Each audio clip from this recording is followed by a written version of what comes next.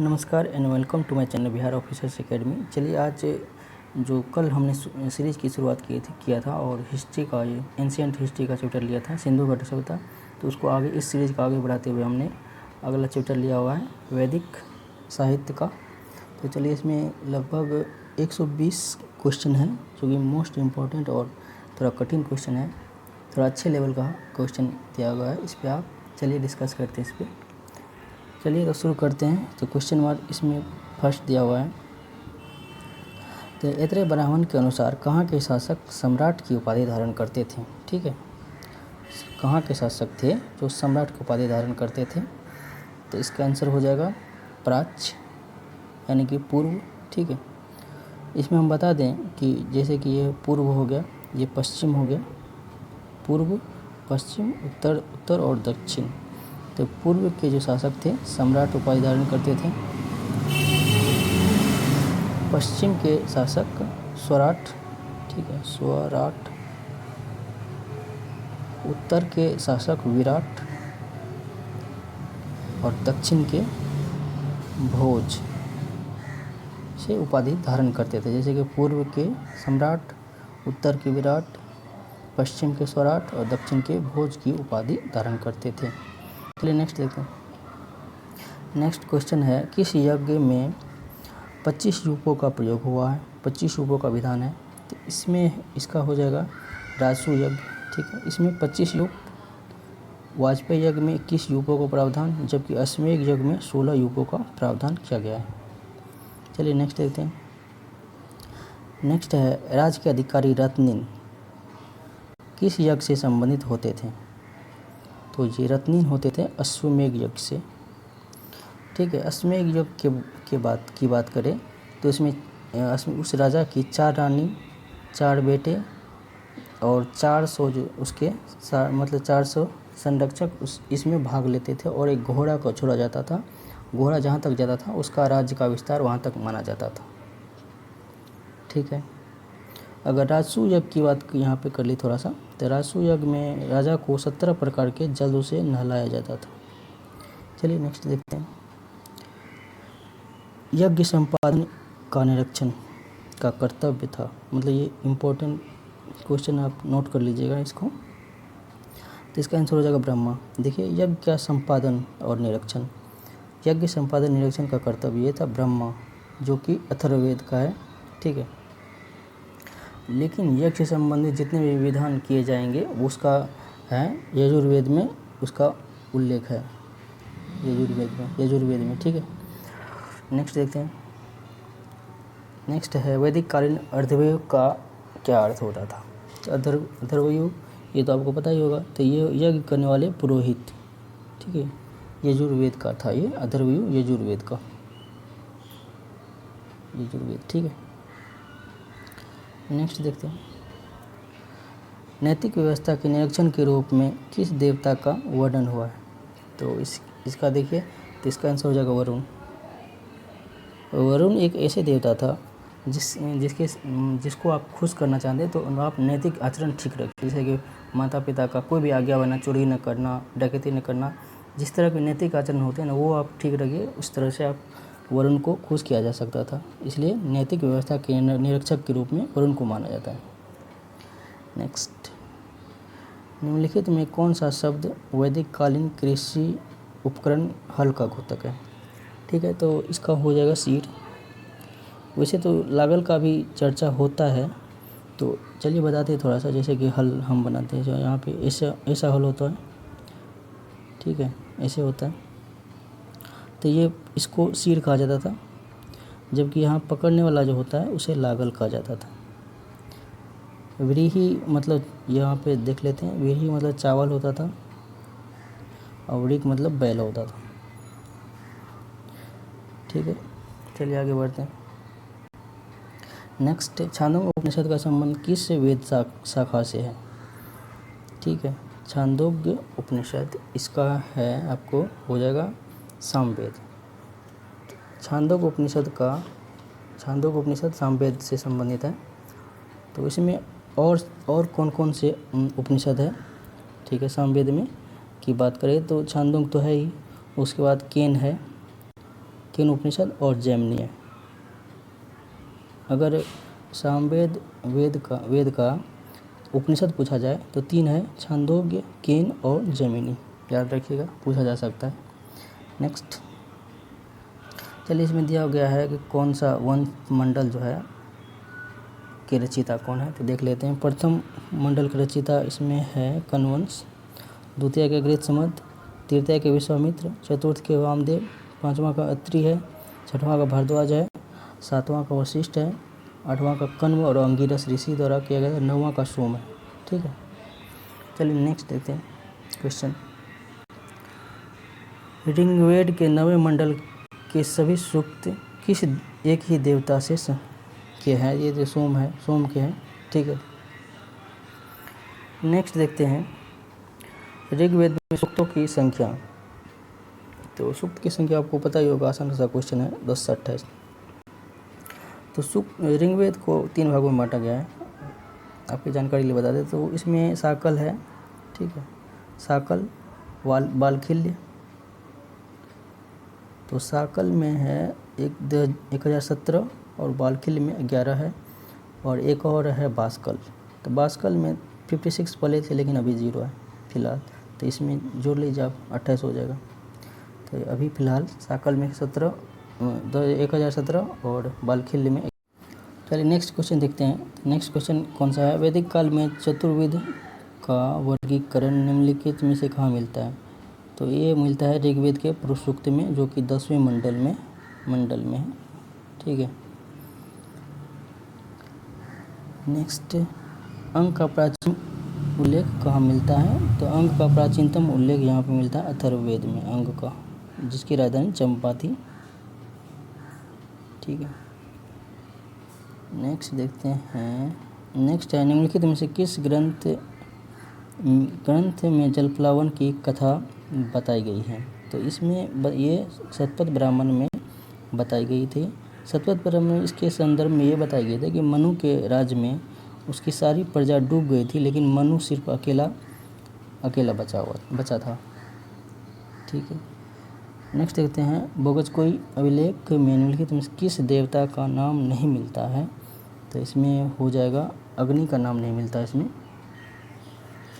ठीक है, तो इंद्र, वरुण, मित्र और एक और है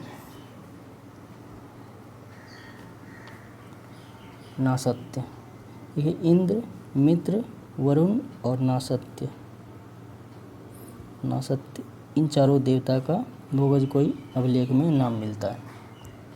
ठीक है, चलिए नेक्स्ट, वैदिक धर्म निम्नलिखित में से किस पर आधारित था? तो आसान सा क्वेश्चन है, ये यज्ञ पर आधारित था वैदिक धर्म। नेक्स्ट देखते हैं, निम्नलिखित में से किसको ब्रह्मवेद कहा गया है? तो ये अथर्ववेद को कहा जाता है। अथर्ववेद को लोकप्रिय वेद कहा जाता है और सर्वश्रेष्ठ वेद भी कहा जाता है। मतलब जनमानस के लिए अथर्ववेद सबसे महत्वपूर्ण माना जाता है, ब्रह्मवेद इसे कहा जाता है। नेक्स्ट, उपनिषद कौन सा अजातशत्रु कहाँ का शासक? तो ये था काशी का। चलिए नेक्स्ट देखते हैं, सतमें जयते उक्ति सर्वप्रथम कहाँ व्यक्त की गई है? तो ये समान सा क्वेश्चन है, मुंडकोपनिषद में इसकी चर्चा की गई है। नेक्स्ट, ऋग्वेद के अनुसार सामान्य अपराध निम्नलिखित में से क्या होता था? तो ये होता था गाय की चोरी। गाय की चोरी के लिए एक पनी की चर्चा की गई है। इसमें पनी की चर्चा है, जो पनी होता था गाय की चोरी करता था, ये व्यापारी हुआ करता था एक। नेक्स्ट, वैदिक काल में निम्नलिखित में से किस प्रथा का प्रचलन होता था? तो प्रचलन होता था, यहाँ पे नहीं पूछ रहा है, तो होता था। तो इससे सभी स्त्रियां संपत्ति के वारिस बन सकती थी। नहीं, ये गलत है, क्योंकि जीवन भर विवाह नहीं करने वाली को हिस्सा मिलता था केवल, तो ये गलत हो गया कथन। सेकंड हो गया, राजा में बहुविवाह प्रचलित थे, ये सही है। सती व्यथा नहीं था। शिक्षा निषिद्ध बिल्कुल नहीं, स्त्री का तो सर्वश्रेष्ठ स्थान होता था ऋग्वेद कालिक में। तो इसका आंसर ऑप्शन नंबर बी हो जाएगा। ठीक है, ऑप्शन नंबर बी। नेक्स्ट, वैदिक काल में राजा के पश्चात महत्वपूर्ण अधिकारी कौन सा होता था? तो इसका आंसर हो जाएगा ऑप्शन नंबर ए, पुरोहित हुआ करता था, जो राजा की विजय की कामना करता था और न्याय का निर्धारण करता था। विजय कामना, ठीक है। सेकेंड स्थान पे सेनानी हुआ करता था। नेक्स्ट, निम्नलिखित में ऋग्वेद क्या है? तो ऋग्वेद क्या है? तो ये तो एक आसान सा क्वेश्चन है, तो इसका हो जाएगा ऑप्शन नंबर सी, जो स्तुतियों का संग्रह ऋग्वेद में है। ठीक है, नेक्स्ट देखते हैं, वैदिक समाज में किसका अस्तित्व था? तो वर्ण व्यवस्था का था, पैतृक परिवार का भी था। पैतृक परिवार में दोनों मातृपक्ष और पितृपक्ष दोनों साथ में रहते थे ऋग्वैदिक काल में। ठीक है, उसके बाद प्रकृति पूजा का था ही, इसके मतलब ऑप्शन नंबर डी हो जाएगा करेक्ट। चलिए नेक्स्ट देखते हैं, ऋग्वेद में कौन सा देवता हिरण्यगर्भ की उपाधि से जाना जाता है? इसका हो जाएगा ब्रह्म। ठीक है, हिरण्यगर्भ की उपाधि से जाना जाता है इसे। चलिए नेक्स्ट देखते हैं, वैदिक काल में गोप शब्द किसके लिए इस्तेमाल हुआ है? तो ये हुआ है राजा के लिए गोप शब्द का इस्तेमाल हुआ है। चलिए नेक्स्ट देखते हैं, राजा सुदास जिसके विषय में ऋग्वेद में वर्णन है, उसने 10 राजाओं को पराजित किया, किस जन से संबंधित थे? ये त्रित्सु जन से संबंधित थे, जिसे भरत वंश भी कहा जाता है, भरत, जिसके नाम आगे चलकर भारत पड़ा। निम्नलिखित में से किस वेद को चिकित्सक कहा जाता है? तो इसका आंसर हो जाएगा ये अथर्ववेद को चिकित्सक कहा जाता है। ठीक है, नेक्स्ट देखते हैं, निम्नलिखित में से किस ग्रंथ में यवन आक्रमण का उल्लेख मिलता है? तो यवन आक्रमण का उल्लेख आपको गार्गी संहिता में यहाँ मिलता है। ऑप्शन नंबर सी हो जाएगा।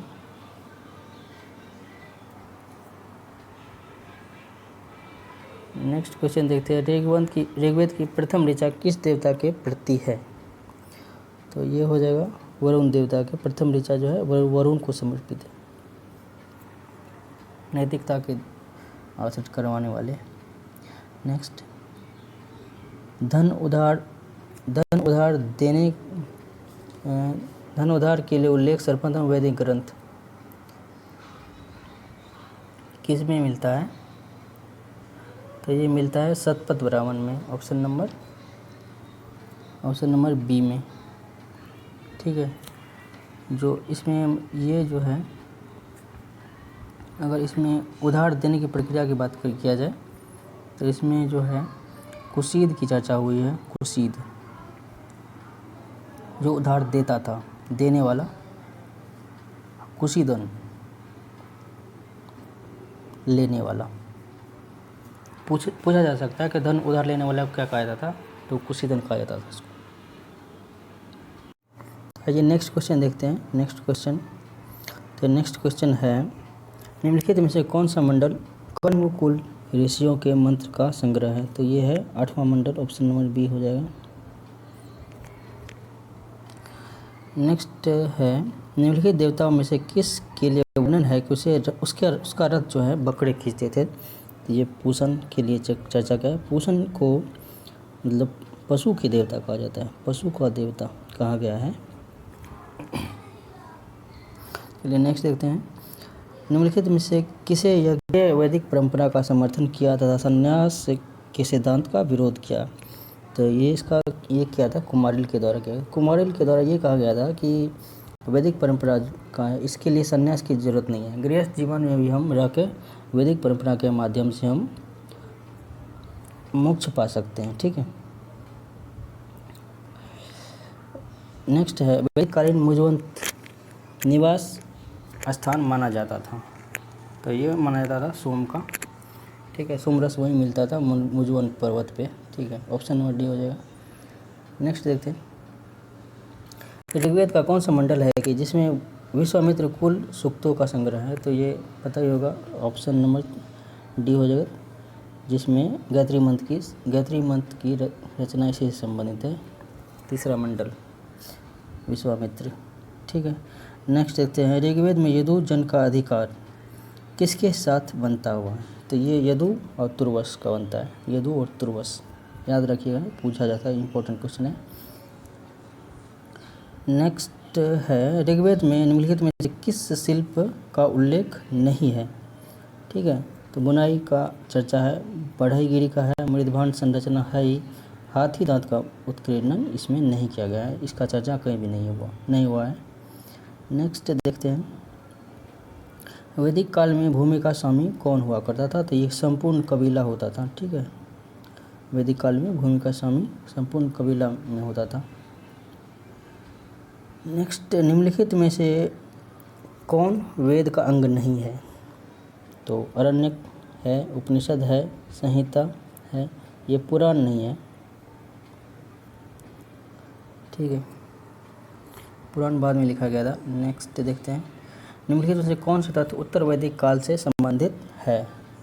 जंगल को व्यापक रूप से जलाया गया। ठीक है, कृषि के विस्तार के लिए जंगल का, लोहा का जब आविष्कार हो गया तो जंगल को काट के जला के विस्तार किया गया है कृषि के लिए। ऋतुओं का ज्ञान था, गाय का मुद्रा के रूप में उपयोग किया जाता था, बड़े पैमाने पर सिंचाई, इसका साक्ष्य नहीं मिलता, बड़े पैमाने पर, छोटे पैमाने पर था लेकिन बड़े पैमाने पर नहीं था। ठीक है, तो इसका आंसर हो जाएगा, कौन सा हो जाएगा? 1 2 3। तो 1 2 3 की तरह ऑप्शन नंबर ए हो जाएगा। चलिए नेक्स्ट देखते हैं। तो यहाँ पे थोड़ा सा ये बता दें कि ठीक है, यहाँ पे जैसे कि सिंचाई के लिए कुआं का प्रयोग किया जाता था, तो कुआं के बारे में चर्चा, कुआं को अवट कहा जाता था। ठीक है, अवट, जबकि नहर को कुल्या कहा जाता था। नहर को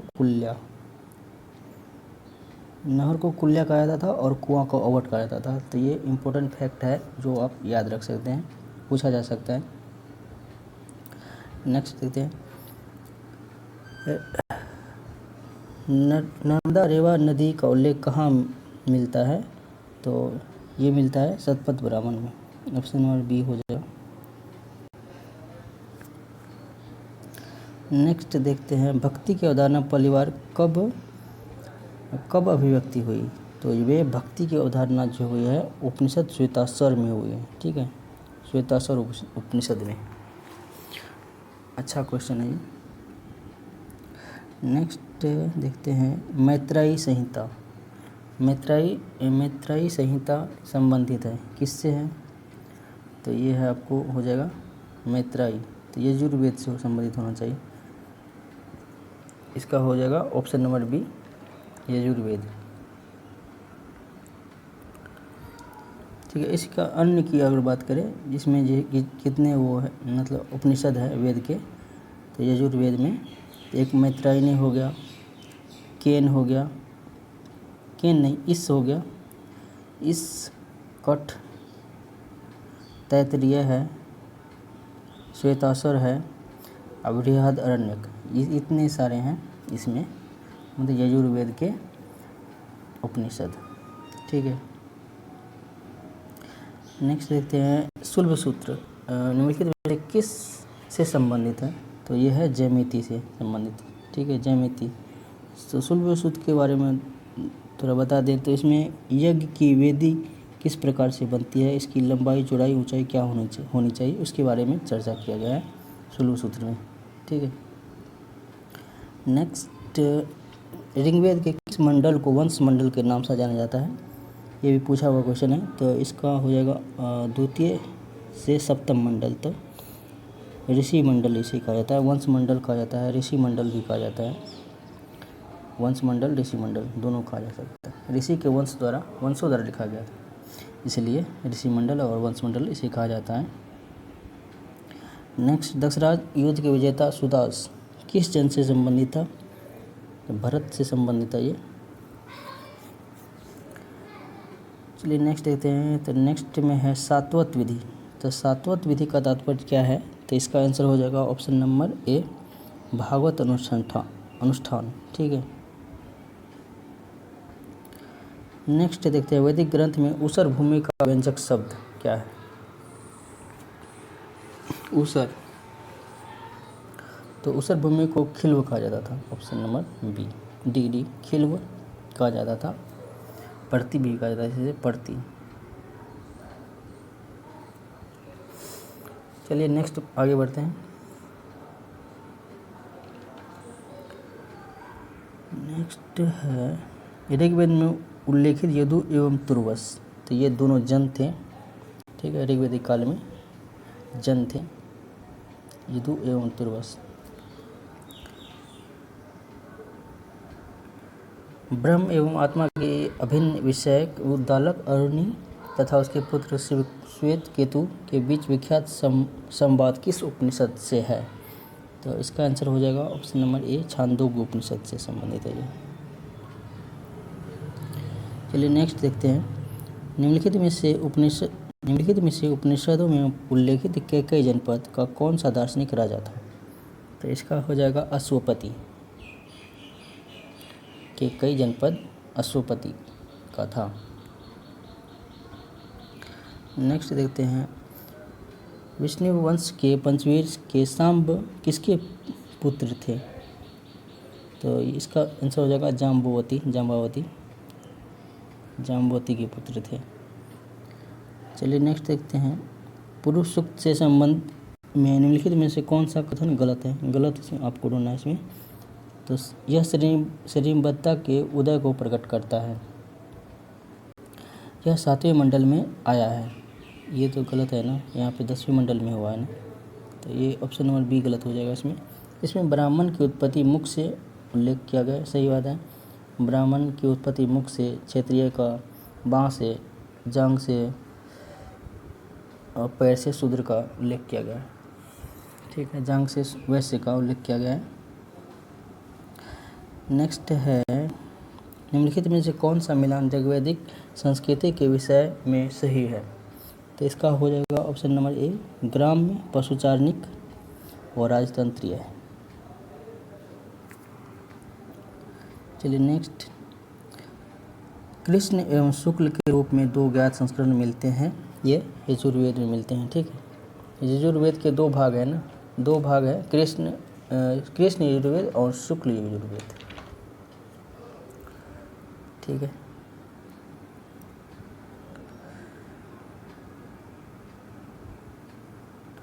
नेक्स्ट है निम्नलिखित में से किसे पाशुपत मत का प्रवर्तक माना जाता है। तो ये हो जाएगा लकुलिस को माना जाता है। ये इम्पोर्टेंट क्वेश्चन है, ये पूछा जा सकता है। लकुलिस को माना जाता है पाशुपत मत का प्रवर्तक। चलिए नेक्स्ट, तो नेक्स्ट क्वेश्चन देखते हैं वैदिक देवता इंद्र के विषय में कौन सी बात असत्य है। यहाँ पर देखते हैं वह पुरों को नष्ट करता था, सही बात है, पुरंदर इसलिए कहा गया उसे। वह ऋत का धारक था, ये ऑप्शन गलत है, क्योंकि ऋत का धारक करता था, आचरण का ये वरुण करता था। वरुण हमने पहले बताया हुआ था कि ये ऋत का धारण वरुण करता। तो ये उसे भोज एवं सोनस प्रिय थे, सही बात है। सूक्त संबोधित है 250 सबसे ज़्यादा था, ठीक है। इस तरह से ऑप्शन नंबर बी हो जाएगा, गलत है, यहाँ पे ऋत का धारक नहीं था ये। नेक्स्ट है ऋग्वेद में अन्य व्रत के संदर्भ में किसके संदर्भ में प्रयुक्त हुआ है। तो ये है दस्यु, ठीक है, दस्यु के संदर्भ में अन्य व्रत का प्रयोग हुआ है। नेक्स्ट देखते हैं मैं कवि हूँ, मेरे पिता वैद्य है, मेरी माता आटा पीसती है, यह अवतरण कहाँ का है। तो ये ऋग्वेद में मिला हुआ है। इससे यह स्पष्ट होता है कि वहाँ पे ऋग्वेद में जो है वर्ण जो था कर्म पर आधारित था, न कि जन्म पर आधारित। कर्म आधारित वर्ण था, अपने से चूज कर सकता था कि हमें कौन सा कर्म करना है, उस पर आधारित था। आगे उत्तर वैदिक काल में यह जन्म पर आधारित हो गया। नेक्स्ट है आत्मा के पुनर्जन्म के सिद्धांत का उल्लेख। तो ये इम्पोर्टेंट VVI क्वेश्चन माना जाता है, ये पूछा जा सकता है। तो इसका हो जाएगा ऑप्शन नंबर डी, बृहद उपनिषद में, ठीक है, देख लीजिएगा।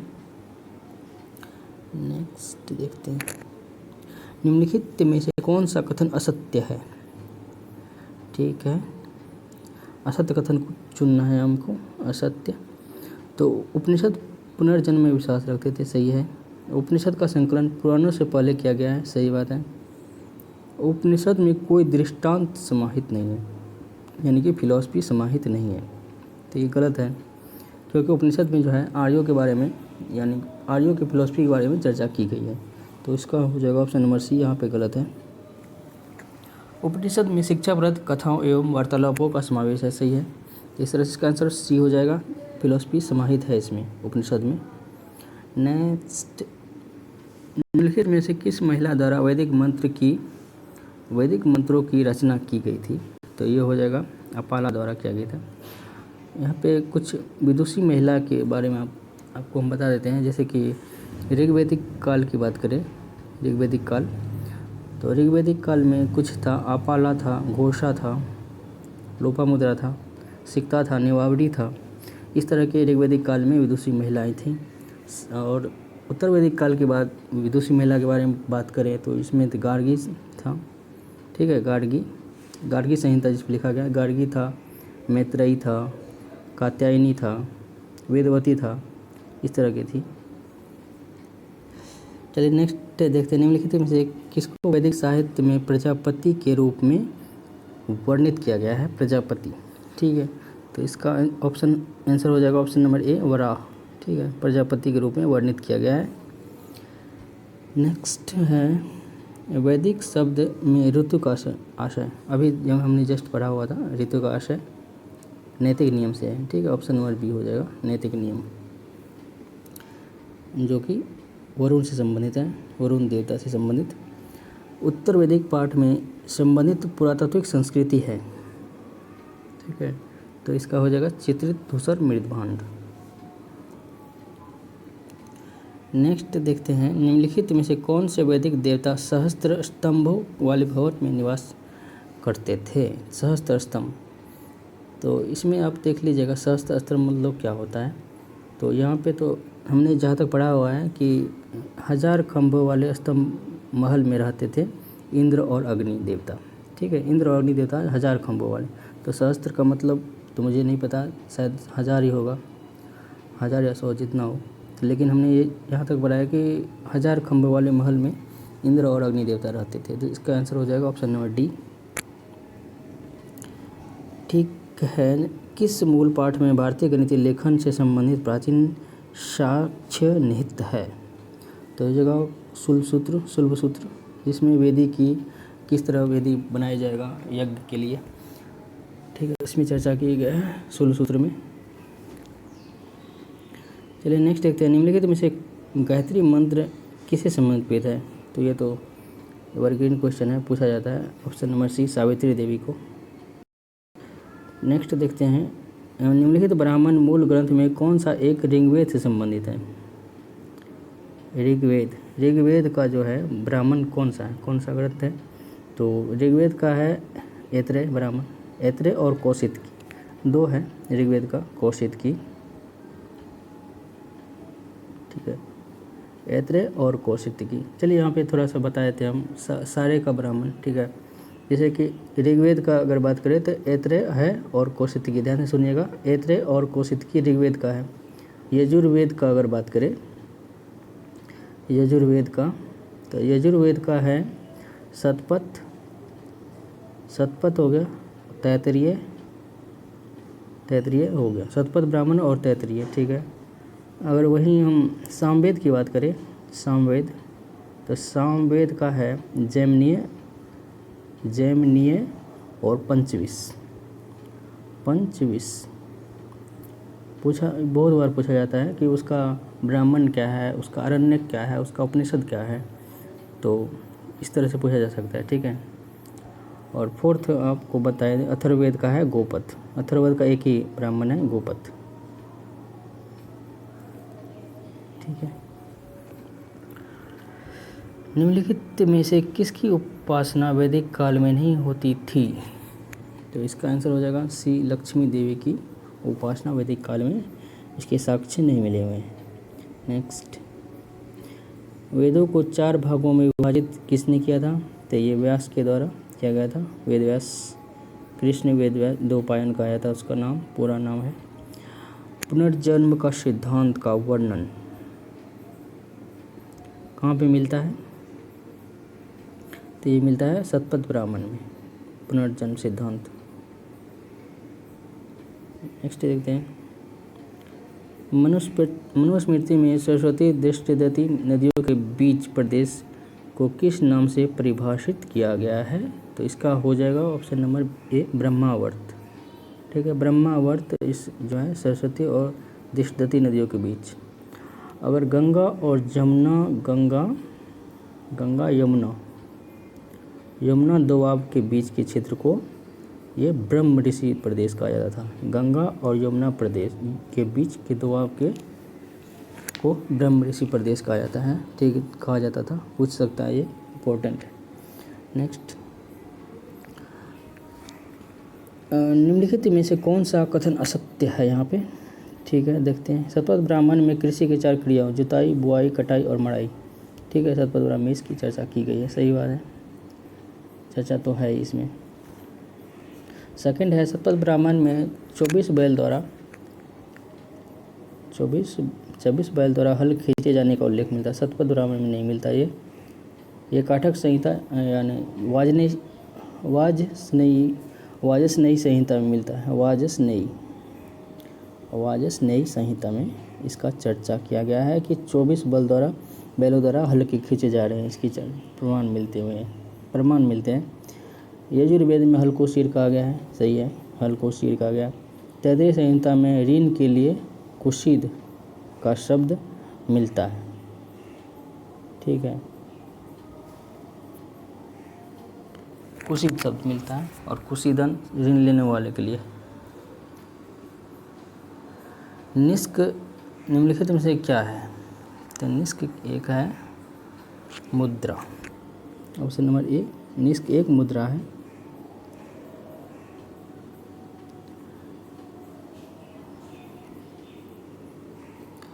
नेक्स्ट देखते हैं, अथर्ववेद के अनुसार कृषि का प्रथम अनुसंधानकर्ता, तो इसका हो जाएगा पृथ्वीन्यू।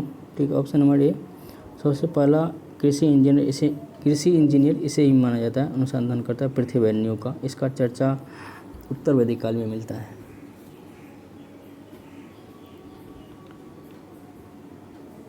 चलिए नेक्स्ट देखते हैं, शतमान निम्नलिखित में से किस धातु की मुद्रा थी? तो ये चांदी की मुद्रा थी। ठीक है, चांदी की मुद्रा के संबंध में शतमान का चर्चा किया हुआ है।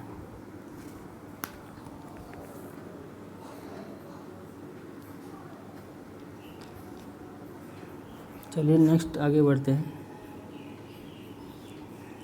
और निष्क सोने की मुद्रा थी, सोने की।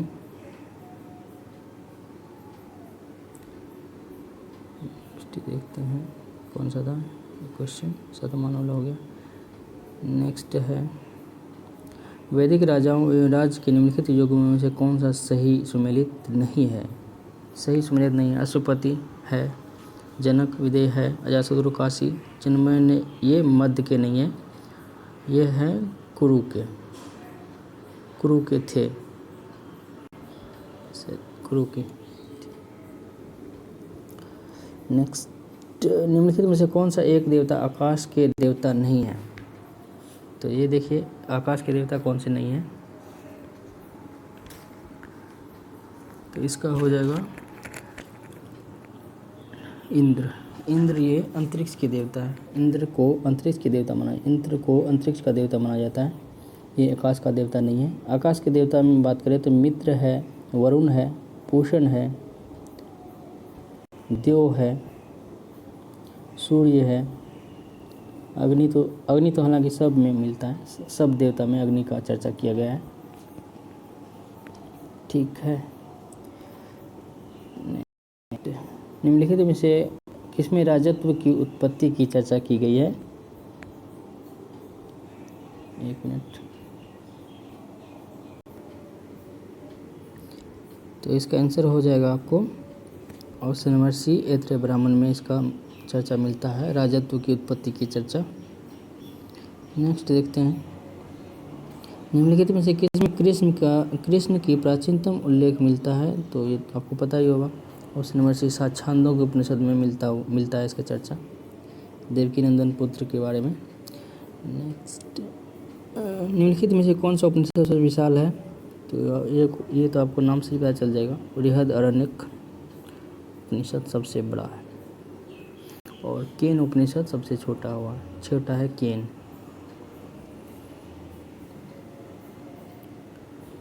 ठीक है, नेक्स्ट है, निम्नलिखित में से किसमें अयोध्या का उल्लेख मिला हुआ है? तो अयोध्या का उल्लेख ऋग्वेद में मिला हुआ है, ऑप्शन नंबर बी।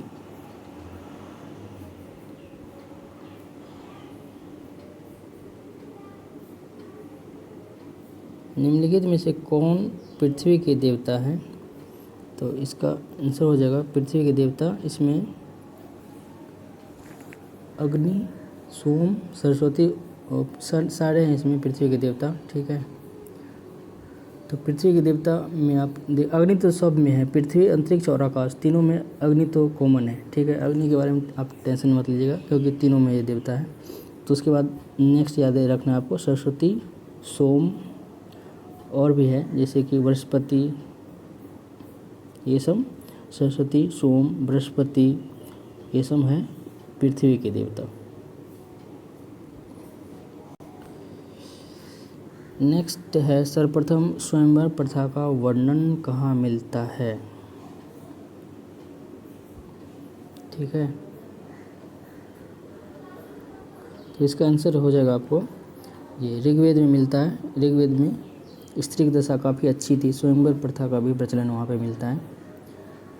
नेक्स्ट, सर्वप्रथम चारों आश्रम की चर्चा किसमें की गई है चर्चा? तो ये हो गया जवालोपनिषद में इसकी चर्चा की, चारों आश्रम की चर्चा की गई है।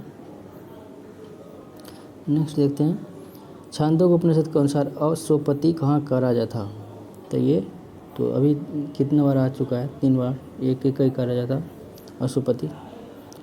नेक्स्ट, गायत्री मंत्र की रचयिता, ये भी रिपीट हुआ है, तो ये विश्वामित्र, मंडल नंबर 3 था ये। ठीक है, विश्वामित्र से संबंधित है। नेक्स्ट क्वेश्चन है, इस आत्मा की न तो जन्म होता है और न ही उसकी मृत्यु होती है, तो इसका चर्चा किया गया है कठोपनिषद में, ऑप्शन नंबर सी है। ठीक है, निम्नलिखित में से असत्य कथन को छांटना है यहाँ पे। शिव के संबंध में त्र्यंबकम कहा गया है। ठीक है, पूषण ऋग्वेदिक काल के पशु के देवता चर्चा किया हुआ है। अरण्य ऋग्वेदिक काल में जंगल की देवी, सही है। राजा की एक नियमित सेना होती थी, ये गलत है, नियमित सेना नहीं होती थी, जब भी लड़ाई का माहौल होता था तब सेना को भर्ती किया जाता था। ठीक है, उत्तर वैदिक काल में एक नियमित सेना थी लेकिन ऋग्वेदिक काल में नहीं थी। ठीक है, तो इसके बाद है, इसमें वर्णन मिलता है कि यज्ञ टूटी नौका के समान है। ठीक है, टूटी नौका के समान यज्ञ को बताया गया है किसमें? तो इसका आंसर हो जाएगा मुंडकोपनिषद में बताया गया है ये, ऑप्शन नंबर सी है, मुंडकोपनिषद में।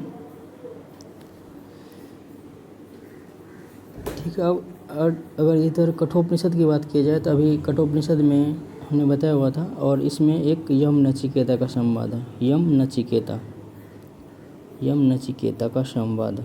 ठीक है, जिसमें आत्मा के बारे में शायद चर्चा की गई है और इस उपनिषद में ये कहा गया था कि अधिक से अधिक धन उपजाना है, हमें अधिक से अधिक धन उपजाओ।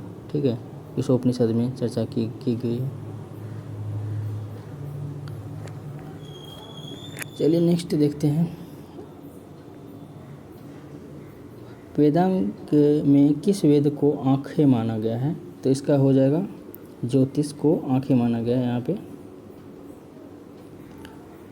चलिए नेक्स्ट देखते हैं, निम्नलिखित में से किस यज्ञों की चर्चा ब्राह्मण ग्रंथ में मिलती है? इसका आंसर हो जाएगा ब्राह्मण ग्रंथ में मिलती है, तो राजसु यज्ञ, अश्वमेध यज्ञ और वाजपेयी यज्ञ। ठीक है, पूर्व के लोग वाजपेयी यज्ञ करवाते थे और पश्चिम के लोग अश्वमेध यज्ञ करवाते थे। ठीक है, नेक्स्ट है निम्नलिखित में से कौन सा उपनिषद गद्य में लिखा हुआ है? तो इसमें हो जाएगा केन उपनिषद। केन तो नहीं है इसमें चर्चा। केन और प्रश्न ये दोनों गद्य में लिखा गया है। तो इसमें ऑप्शन के हिसाब से हम देखें तो गद्य में लिखा हुआ है इसमें ईशोपनिषद। ठीक है, ऑप्शन नंबर ए हो जाएगा। और 1 मिनट यहाँ पर देखना पड़ेगा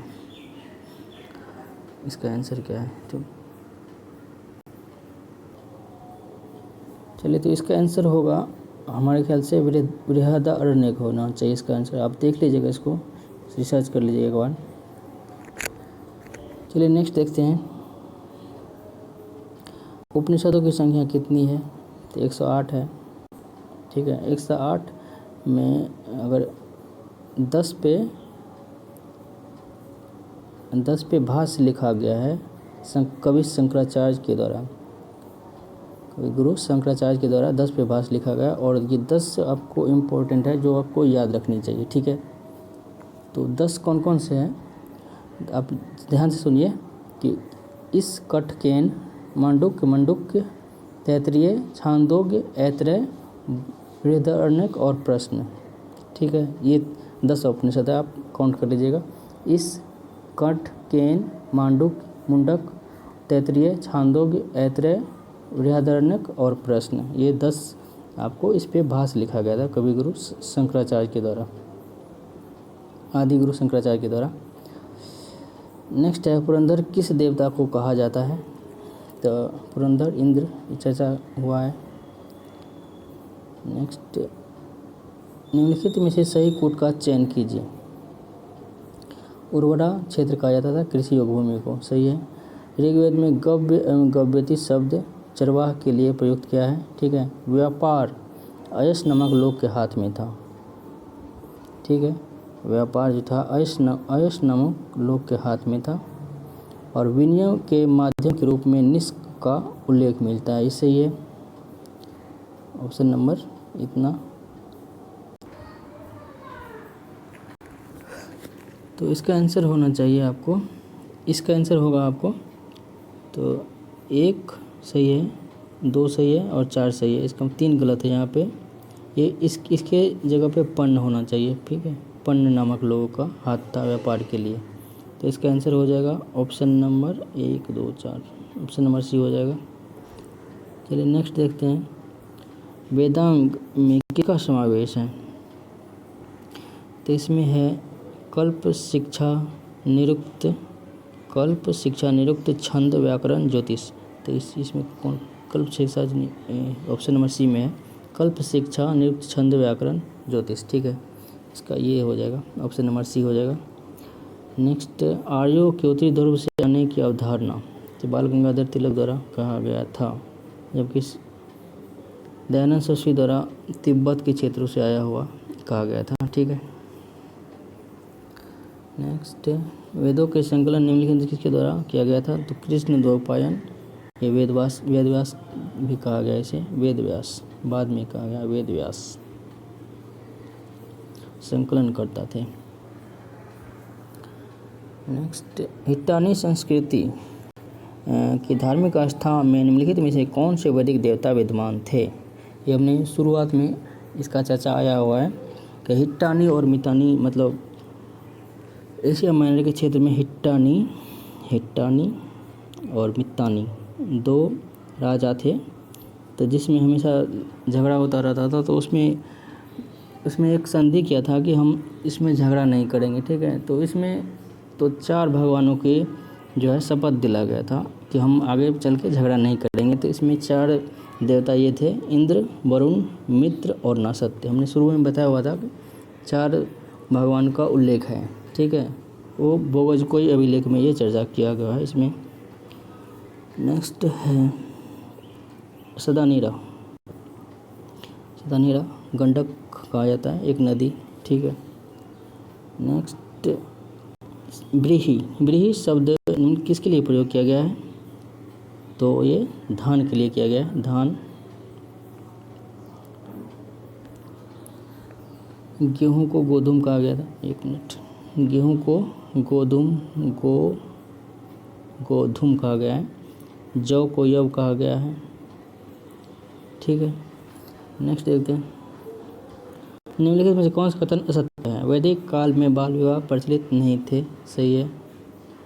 आजीवन अमाजू कहा जाता था जो कुंवारी रहती थी और इसको पिता के संपत्ति में हिस्सा भी मिलता था। समाज में नियोग प्रथा प्रचलित नहीं थी, गलत है, नियोग प्रथा प्रचलित थी। नियोग प्रथा क्या होता है कि जैसे कि जिसका पति मर गया वो अपने देवर से शादी कर सकती थी, ठीक है, उसे नियोग प्रथा कहा जाता था। नेक्स्ट देखते हैं, चलिए नेक्स्ट क्वेश्चन देखते हैं। नेक्स्ट क्वेश्चन आपको मिलान करने वाला है, जिसमें प्राचीन नाम नदियों के और आधुनिक नाम की चर्चा की गई है, इसमें मिलान आपको करना है, ठीक है। तो सरस्वती का हो जाएगा घग्गर, रोशनी का हो जाएगा रावी, विदिशा मतलब झेलम और शत्रुदी मतलब सतलज। इस तरह से आप मिला लीजिए, ठीक है। डी1 हो जाएगा सी4, डी1 सी4, ये हो जाएगा ऑप्शन और बी हो जाएगा। नेक्स्ट देखते हैं, नेक्स्ट कथन असत्य खोजना है आपको, ठीक है। दशरथ युद्ध में सुदास की विजय हुई थी, सही है। ऋग्वेद का 10वां मंडल सोम देवता को समर्पित है, 10वां नहीं है, 9वां है, गलत है, ठीक है। 9वां मंडल होगा, 9वां मंडल, गलत है ये कथन। ऋग्वेद के 9वें मंडल में 4 वर्ण की उत्पत्ति का वर्णन मिलता है, ये भी गलत है। इसका मतलब इसमें दो कथन असत्य दिया हुआ है, यहाँ 10वां मंडल हो जाएगा, यहाँ पे 9वां मंडल हो जाएगा। ऋग्वेद का 8वां मंडल कर्ण वंश के अंगिरस वंश, ये समय सही है। इसका मतलब ये इस क्वेश्चन में थोड़ा त्रुटि है यहाँ पे, तो दोनों इसका आंसर गलत सही हो जाएगा, बी और सी दोनों गलत है, देख लीजिए आप थोड़ा अच्छा से। चलिए नेक्स्ट देखते हैं, नेक्स्ट देखते हैं हम, ये मिलाना है वेद और उपवेद को मिलाना है। तो ऋग्वेद का होता है आपको यजुर्वेद, 1 का 4 देखते किस में है, 1 का 4। यजुर्वेद का हो जाएगा धनुर्वेद, बी का 1, 1 का 4 और बी का 1, ये हो जाएगा ऑप्शन नंबर। सामवेद का होता है गंधर्ववेद और अथर्ववेद का शिल्पवेद, सी का 2 और डी का 3, सी का 2 और डी का 3, ऑप्शन और बी हो जाएगा, ठीक है। नेक्स्ट देखते हैं, निम्नलिखित में से किस वेद को विश्व का सबसे प्राचीन ग्रंथ माना जाता है? तो ये हो जाएगा ऋग्वेद, ठीक है।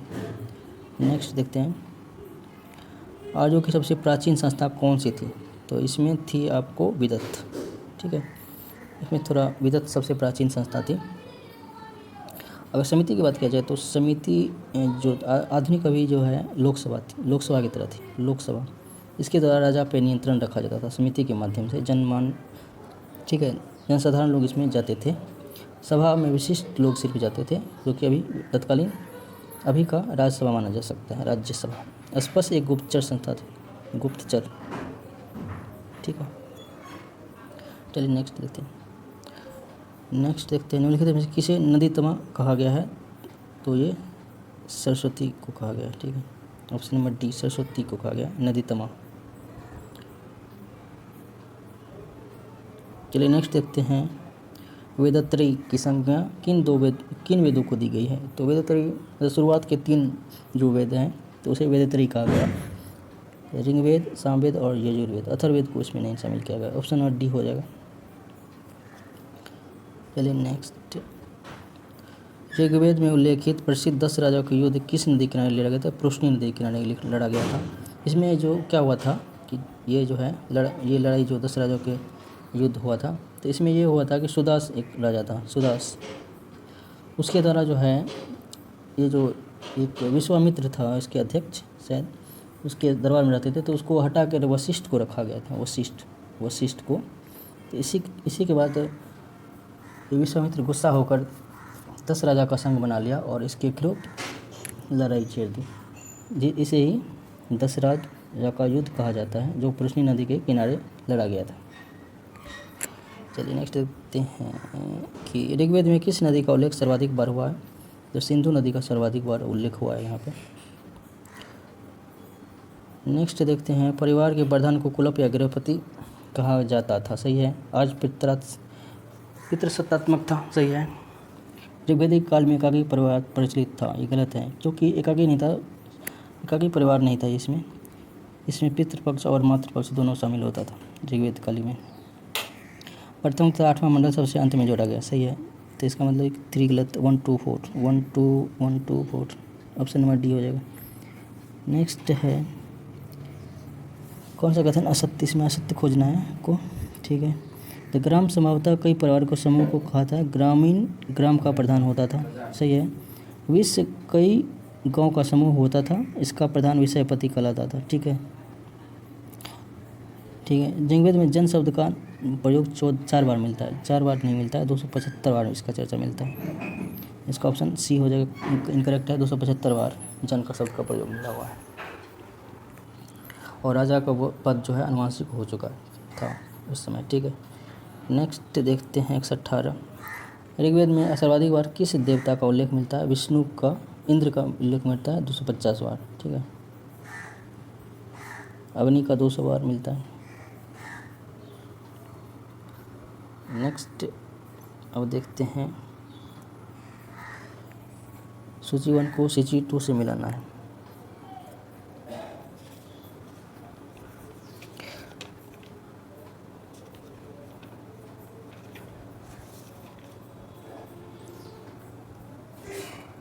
चलिए देखते हैं। तो ऋग्वेद का कौन होता था? पुरोहित। पुरोहित इसमें हमको मिलाना है। ऋग्वेद का पुरोहित होता था होत्री, यजुर्वेद का होता था अथर्वयु, सामवेद का होता था उद्गाता, और अथर्ववेद का होता था ब्रह्म। तो आप देख लीजिए, डी का 4 है इसमें, डी का 4 सिकवन, डी का 4 सिकवन था ये, और बी का 3, ऑप्शन नंबर ए हो जाएगा। चलिए फिर, थैंक यू। और इस सेशन को लाइक, सब्सक्राइब और शेयर कर दीजिए।